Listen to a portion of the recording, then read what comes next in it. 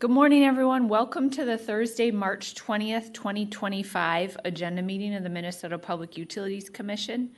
I'm Katie Sieben, the chair of the commission. I'll take the role of the other commissioners who are here for today's hearing. Commissioner Partridge. Here. Commissioner Hahn. Here. Commissioner Tuma. Here. And Commissioner Sullivan. Present. A quorum is present. We have just one item on our agenda today. Mr. Harsh, thank you for your work on this item. Please introduce it.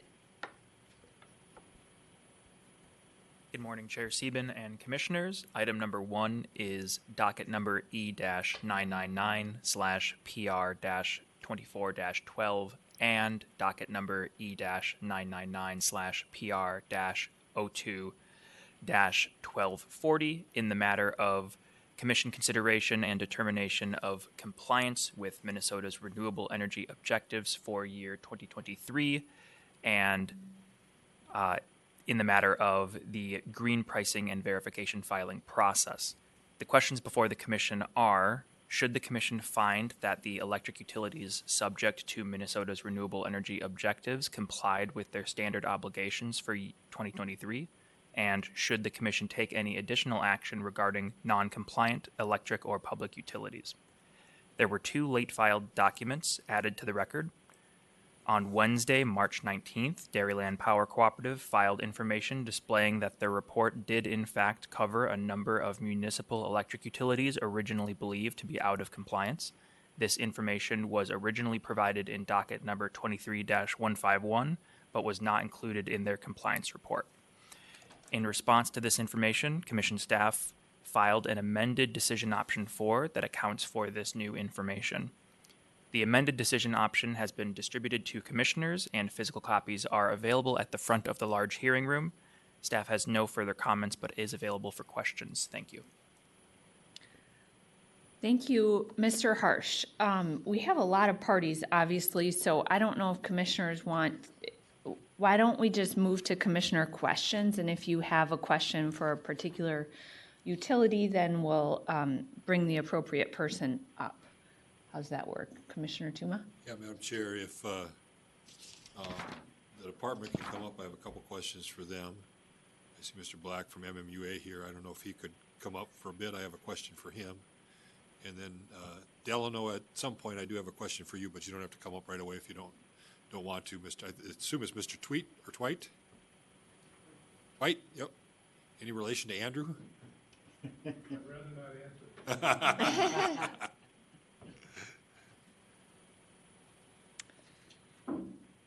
answer. Please state your appearance for the record. Sydney Lieb with the Minnesota Department of Commerce. Bill Black, Minnesota Municipal Utilities Association. Just going to the decision options, Ms. Lieb, and I was working through them, and I want to ask about number 3, the department decision option to require public utilities that do not meet the SES to provide an explanation. And I was just curious whether we need to clutter the order with that language, because it's kind of one of those assumed the sky is blue. If someone is in violation, we usually have a specific requirement them to do something, which we did with Otter Tail, and we'll deal with that in another decision option. I'll ask you about that in a second, but I don't see a need for us to do decision option 3 because that's what we would do anyways. But it's there as your decision option. I don't know if that's what you intended or if the staff just picked that up from comments. So do we need to do number 3? Chair Sieben, Commissioner Tuma, I think it's probably a little bit of both, the staff and us.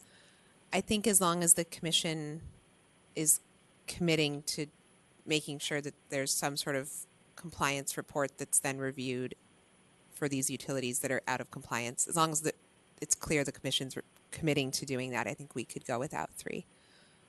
And I look at 3 as kind of, you're out of compliance. We're going to have a plan for you. We're starting the plan to get you in compliance. Seems like all the other ones that are reporting now that are not quote unquote in compliance, we're just trying to find them and make sure they know what they need to do. So I don't know if we need to have them explain that to us separately, but if that's what you want, I'm happy to do 3, but I think it's just a matter of us continuing to chase these people down and make sure who's reporting for who. Chair Stephen, Commissioner Tuma, I apologize. I'm going to ask a question, if that's okay. So if we don't do 3, what do you view as the procedure to figure out how to get those companies into compliance, and what are the requirements and timelines for that? My assumption is that at least the ones that are not in compliance now is that we're just trying to chase them down and make sure they work with whoever's supplying their power to get them in compliance. And that's what will continue to happen, whether we have a decision option around that or not. So that's to me what would happen. And the next report, they would be there. I'll look to Mr. Harsh to just give his thoughts because he's the one that's chasing them around. Yeah, Chair Sieben, Commissioner Tuma, just a quick point of clarification. Decision option 3 is specific to the solar energy standard, which only applies to 3 utilities, which is Otter Tail, Minnesota Power, and Xcel Energy. So the hunting down of these smaller municipal utilities who are newly required to comply with the EETS is kind of a separate issue I was from. reading that too broadly. Correct. But if we read it narrowly, everybody is either in compliance or we have Otter Tail who has a plan. So in that situation, it doesn't seem like we need to do anything because we'll do that with decision option 5. And that was my next question to you. Is that laid out the way you are satisfied with it? Chair Stephen, Commissioner Tuma, yes. And I agree, given that this is just for the small solar, I think we could go without 3 because 5 essentially covers it. Okay, good. That's all I have on that one. I have a couple other questions in other areas, Madam Chair, so I don't want to monopolize the time. So, Go ahead. Mr. Black, we were reading this, and I had flashbacks to our prior one. Usually, I write notes on questions I have for staff, and so here's my page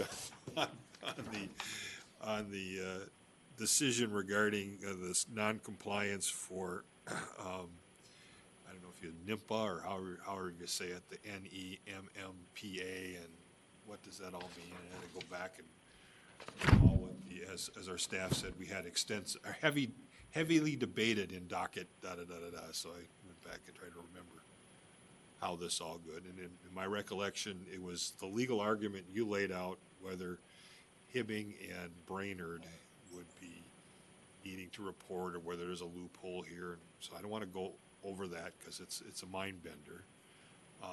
What I guess I want to know from you at this stage is whether Hibbing and Brainerd are still part of NIMFA and that's their loophole. We don't have to file. Is that still your understanding? I don't know if they're members of MMUA, but that's why I called you up here. So I'm trying to understand what's going on there. Madam Chair, Commissioner Tuma, Hibbing and Brainerd are both members of NEMMPA, NEMPA, I guess we call that one. They are members, and so they are, but they either self-supply or get power from, not from Minnesota Power, unlike the other NEMPA members. So they are complying voluntarily on their own with the standard. They're complying voluntarily. Are they going to report? That's the question I would have. It solves all our problems because there's no one's introducing any legislation, and I don't see any legislation coming on this. It's just going to be problematic. So it makes it a lot easier if I knew that they were going to be just voluntarily complying, and then it solves our problem. Do you know that for a fact, or? Madam Chair, Commissioner, I don't know, but I can follow up. I expect that they would. I was kind of surprised. I didn't know that this hearing was happening today. I wasn't in the service list, and I didn't see that it was coming up. But I could follow up. I'm sort of catching up with it. Yeah, I'd appreciate it. I think Mr. Harsh would appreciate that too, knowing, and I see Mr. Mead here too. So just knowing what their plans are. I mean, I supported the decision option back in the prior docket along these lines. But that doesn't mean it's not potentially going to be a problem. And again, we're talking on the edges of stuff, but if they're voluntarily going to comply, that's one thing. I would think Hibbing would want to be in the game because they got that bio facility up there, biomass facility. So I don't know what the plan is. So if you could just kind of keep our staff informed, that would be great. Chair, I have a question for Delano if Mr. Twite would want to come up real quick.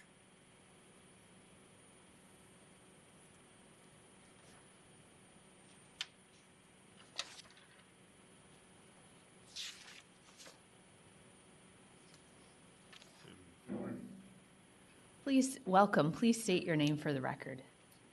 Paul Twite, Delano Municipal Utilities, General Manager. And thanks for being here, and I'll just tell you, you're doing everything right. Thank you for having me. I looked at this, and I see no need for us to clutter the order with talking about Delano unless you want us to, because you're doing everything right, and you made a change, and you're gonna button on is a button on or? Okay, so I don't feel a need to clutter our order, so I wasn't going to do decision option 6 or support decision option 6 because I just don't think we need to do it unless you feel you want to be in our order. We certainly can. Can I volunteer some information? Sure. First of all, I'd like to thank you very much. I'd love to invite everyone to come out to Delano and visit us. The coffee pot is on every morning at 6 a.m. You also have the longest going 4th of July celebration and in Minnesota. And the loudest explosion recorded. Yes, so. They end it with a big bang, literally. Anyway, just a quick background for why this is relevant. Delano, 5 years ago, 2019, we gave notice we were part of a joint action agency. COMPASS is the acronym, Central Minnesota Power and Services. We gave a 5-year departure notice in 2019. We completed that departure in May of 2024 last year. And now Delano is, for various reasons, independent choice and having a voice in our own future, our own energy decisions. Being part of a group of an agency is like being a kid in a big family, right? Sometimes your voice doesn't get heard. So for various reasons, we decided to leave that agency. But now we're in the process of trying to understand the compliance world, not only at the state level, but also at the federal level with MISO and our energy supplier and things like that. So anyway, Delano has 4 power purchase agreements, so we pre-purchase our energy. We participate in the day-ahead market. When you do an analysis on our energy supply, if you look at all of our fuels, kind of an aggregate, we're about 32% renewable. So we're ahead of the goal a little bit, the renewable energy standard, and we're seeking more wind and solar. And so anyway, Trey has been helping me figure out, we have these renewable energy credits, and now that we're on our own, we're trying to, and when I say we're trying to figure out what to do with them. So I have lots of them in my inbox, I just don't know where they go. So we've just, as of this morning, confirmed that so Delano has an account set up with MRETS, Midwest Renewable Energy Tracking System, software, something like that. So we think we're on a good track to solve the problem. And yes, we will be self-reporting. There's a few cities in Minnesota, a few municipalities kind of on the same track, same trajectory we are. So we talk amongst ourselves quite a bit on how to do this. Unfortunately, Delano's staff, I have 4.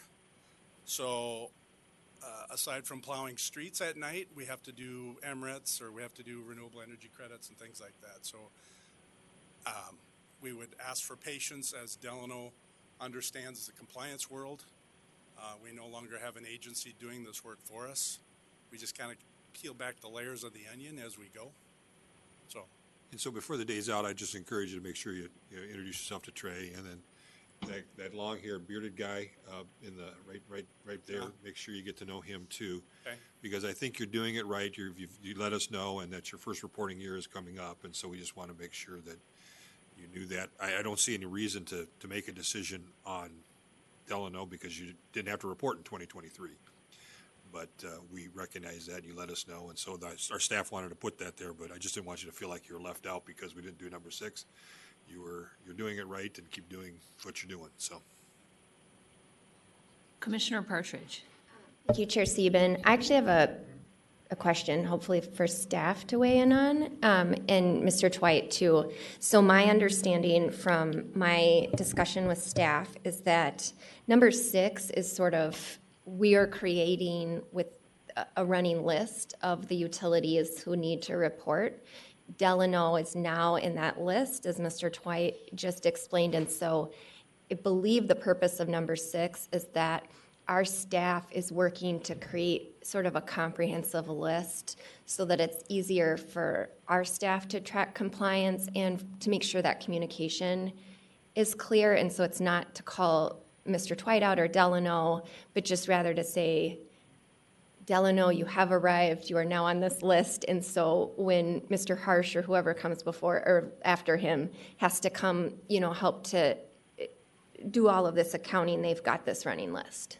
Yeah, I think that's right. I mean, and Trey will answer, Mr. Harsh will answer this, but I don't want to start a precedent where we have to approve people being on the list. The list is there, and staff can put the list together.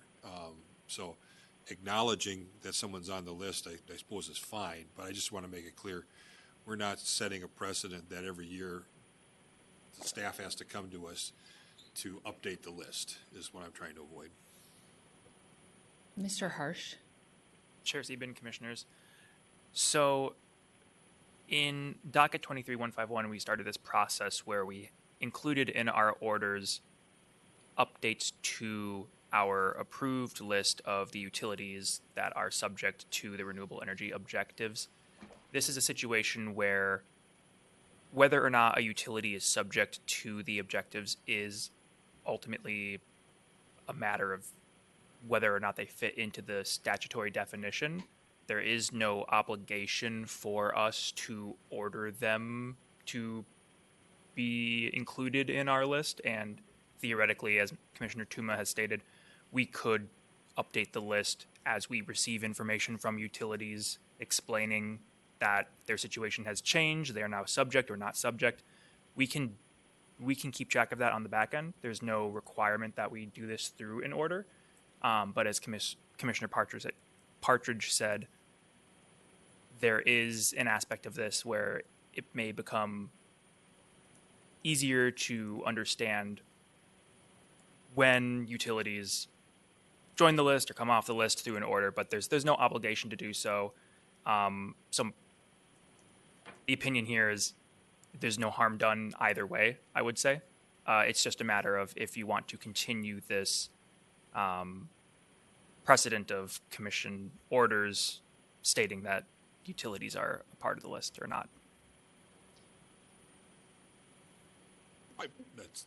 I think there's no, I mean, we as a commission also want to just follow the law and make sure that what the state law tells us to do, we're complying with. So, and in that spirit, we want it to be easy for utilities like yours, Mr. Twite, to report in a way that we're not asking you to do a whole lot more than what state law requires you to do. So I think it seems like we're on the right track here. We're going to have utilities comply with the law and have a uniform way, hopefully, as this continues to develop for utilities and other organizations, entities, to make it easy for cities in some cases or small utilities to comply with the law. So I appreciate everyone's patience as we kind of continue to work this out and we make it an easier process going forward. That's the intent with all of Mr. Harsh's work, correct? That we're making it easy for entities that need to report, and that we're getting everybody on track with what the law requires us to do. So I think that leads me to say, like, for the department, who also plays obviously a real critical role here of reviewing the reports, did you have any other comments, Dr. Lieb, on what decision options you were supporting? Because there were some like staff interpretations of what the department had suggested, and just want to give you the opportunity to say what your overall list of recommended decision options were, if you have one. Sure, Chair Sieben, thank you. On 1 and 2, we are supporting the staff alternatives. We think those are good clarifications. 3, as we just discussed, I think we're agnostic there. I think we agree it's covered well enough in 5. So staff 1 and 2, 4, 5, and 6. And 4 is the updated list. There's a new list that staff filed that took some of those cities off. Is it called New 4? Yes, Mr. Harsh? We support new 4. Okay. Sounds good. Commissioner Partridge? I have one question, and I want to just say to Mr. Twite, thank you so much for being here.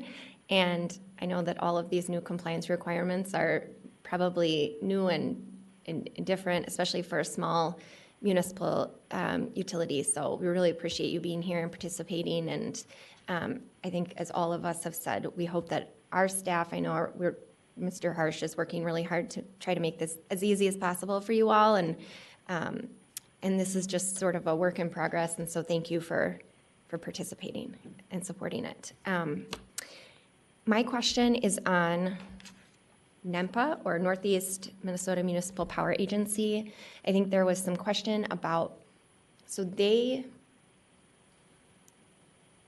are a power agency, they don't have any sales, but they are sort of classified as a power agency that should report. So there was this question of, should they be on the list of new decision option 4, or should they not? So I think the question is, as an entity that is supposed to be reporting, even if they don't have sales, should they just let us know with a simple sentence, we didn't have sales?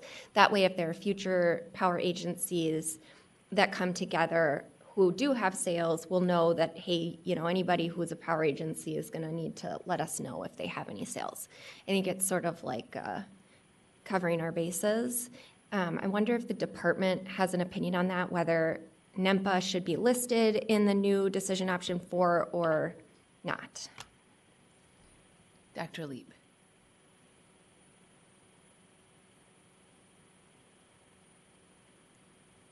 Chair Sieben, Commissioner Partridge.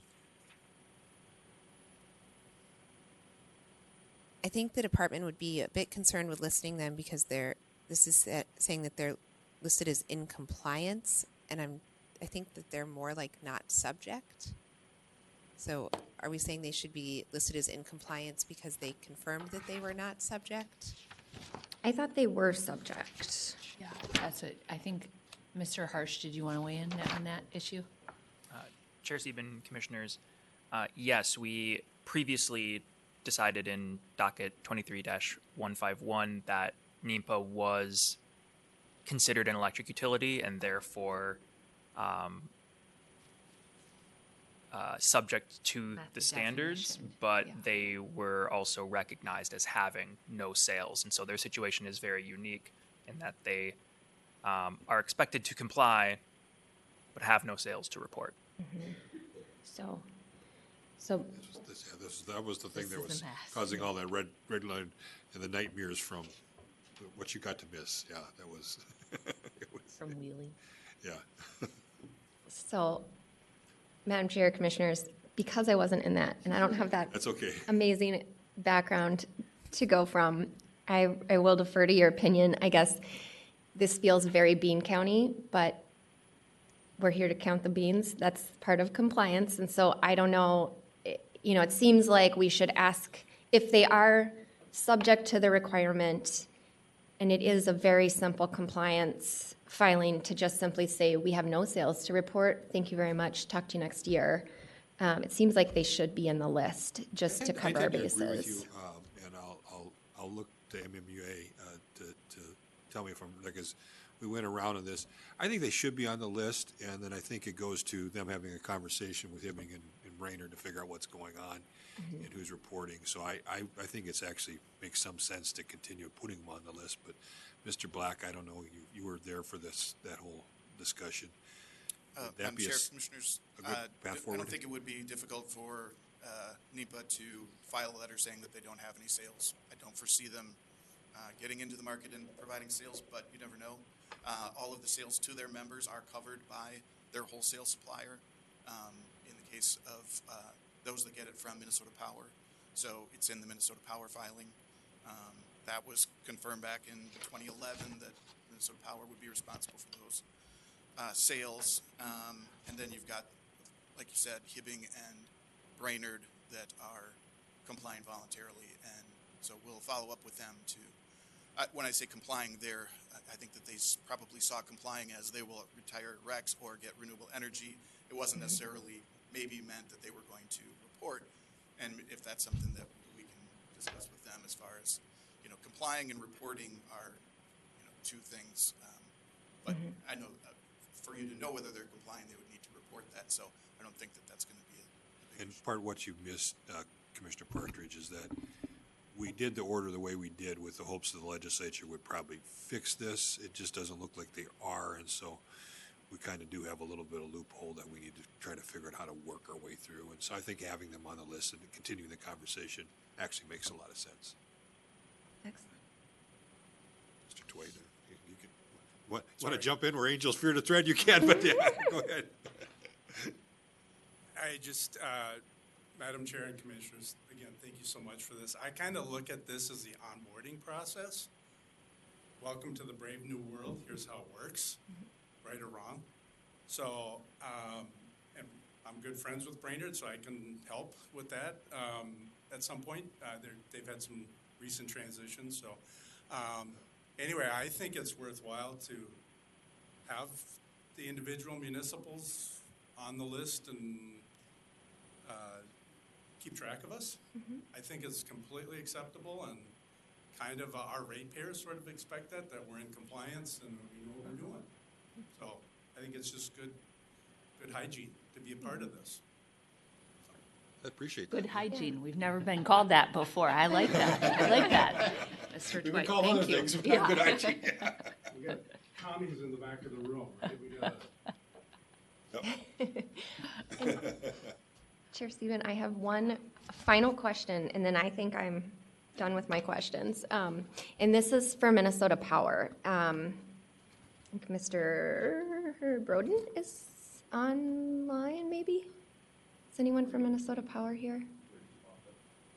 Oh, there we go. Yes, Okay. Commissioner Partridge. This is Madam Chair, yes, that's correct. Matt Brodeen for Elite Minnesota Power. awesome. All right, thank you so much. Okay, this question is not necessarily deeply related to this docket, but I just wanted to take the opportunity since you are here. In briefing papers, staff mentioned that Minnesota Power secured $75 million in federal funding, particularly for some transmission infrastructure. I just wanted to check in with that federal funding with things being a little bit uncertain. I'm kind of doing this every time I get anybody in the room. I just wanted to check in and see if that seems like it will come through, or if you're feeling any uncertainty with regard to that funding. Is that the HVDC funding, Mr. Brodeen, that was referenced in the briefing papers? Correct. I believe that's correct. We have a few different fundings coming in, but the HVDC funding, we're monitoring the situation. Things tend to change day by day these days, so it's hard to predict what will happen in the future. But currently, we're still working with the Department of Energy. We have dialogue going, and we see this on track to or to be awarded and allocated those funds. So that's our plan for the future. We don't have anything right now that would indicate otherwise. Thank you so much. And I will probably ask you again next time we see you because, you know, that's so important for Minnesota ratepayers. So thank you so much. Any other questions for parties on the docket? Otherwise, Commissioner Partridge, did you want to make a motion? Yes, Madam Chair, I would love to. Okay, so I would move staff alternative 1, staff alternative 2, modified 4, with the addition of the Northeast Minnesota Municipal Power Agency to that list. Decision option 5 and decision option 6. Madam Chair, I support that motion. I would just indicate to the order writer that we're doing it as administrative action, not as a precedent setting. Sure. That they have to come to us to get on the list or off the list. So. Okay, is there any discussion of Commissioner Partridge's motion? Hearing none, I'll take the roll. Commissioner Partridge. Aye. Commissioner Hahn. Yes. Commissioner Tuma. Yes. Commissioner Sullivan. Yes. I also vote yes, the motion passes 5-0. Thank you very much, everyone. There's no other business before the commission, so we're adjourned for the day. And we'll see some of you tomorrow for our MISO Quarterly, which will be here. Have a good day, everyone. Thank you.